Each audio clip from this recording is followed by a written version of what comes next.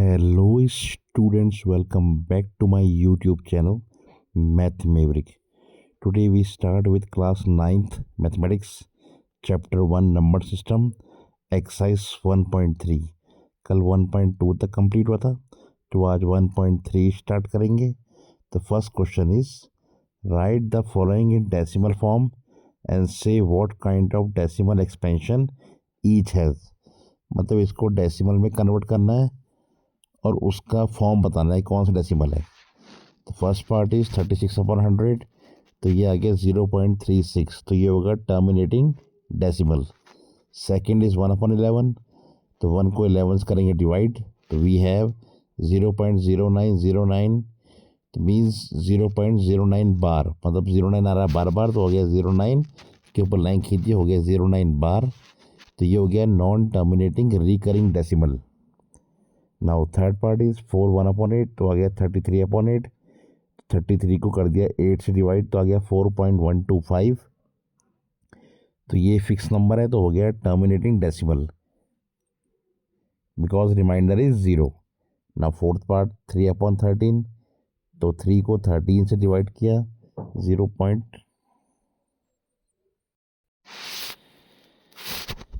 तो 3 कर दिया 13 से डिवाइड, तो we have 0.23076923. We find the block numbers, keep repeating, और इसमें रिमाइंडर आया 1. So this is non terminating recurring decimal and is written as 3/13 equal 0.230769 के ऊपर बार, मतलब ये नंबर आएगा बार बार. नाउ फिफ्थ पार्ट इज 2/11, तो 2 को करेंगे 11 से डिवाइड, तो 0.1818, तो इसमें भी 18 आएगा बार बार.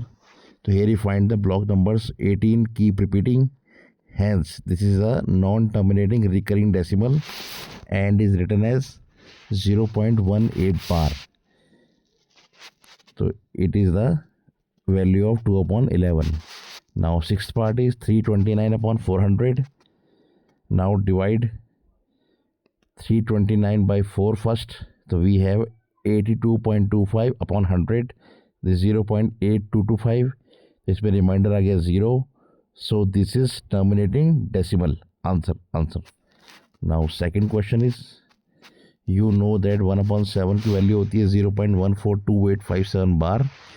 Can you predict what the decimal expansion of 2/7, 3/7, 4/7, 5/7, 6/7 without actually doing the long division? If so, how?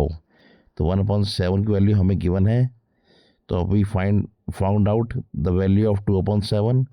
We observed that we get 2 as reminder after the second step in the above division. Hence we start writing the quotient after the second decimal place. तो मतलब 1/7 कर दिया 2 से multiply, तो आ गया 0.285714 बार. Now 3/7 के लिए multiply by 3, तो 0.428571 बार.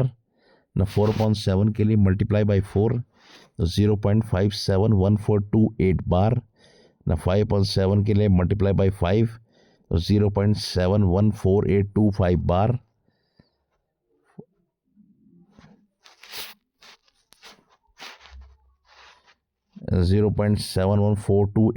बार.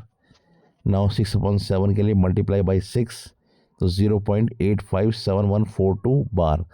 That is the final answer. Now third question is, express the following in the form of P/Q, where P and Q are integers and Q not equal to 0. तो मतलब जो value given है उसको हमें fraction की form में show करना है. तो 0.6 बार को लेंगे, लेट x इक्वल 0.6 बार, तो x होगा 0.666 up to so on. Now multiply by 10, तो 10x हो गया 6.666 अप टू सो ऑन. तो 10x हो गया 6 plus 0.666 up to so on, तो 10x हो गया 6 प्लस x, तो 10x माइनस x इक्वल 6, तो 9x इक्वल 6, तो x आ गया 6/9, 2/3. सो 0.6 बार इक्वल होगा 2/3. Answer. Now second part is 0.47 बार. खाली 7 के ऊपर बार है तो 7 आएगा बार बार, तो x लेट कर लिया 0.4777 अप टू सो ऑन, फिर मल्टीप्लाई बाई 10 किया तो 10x equal 4.777 up to so on, तो बाई सब्ट्रैक्टिंग तो 10x माइनस x इक्वल आ गया 4.777 minus 0.47777 up to so on, तो 9x आ गया 4.3, तो 9x आ गया 43/10, तो x आ गया 43/90, so 0.47 bar equal 43/90 answer. Now third part is 0.001 bar, तो इसमें 001 आएगा बार बार, तो x लेट कर लिया equal 0.001001 up to so on equation 1. Now multiply by 1000, तो 1000 x आ गया 1.001001 अप टू सो ऑन, तो 1000 x equal 1 plus 0.001001 up to so on, तो ये आ गया 1000 x इक्वल 1 प्लस x, तो 1000 x माइनस x इक्वल 1, तो 999 x इक्वल आ गया 1, तो x आ गया 1/999, सो 0.001 बार is written as equal 1/999. That is the final answer. Thank you so much for watching. Bye.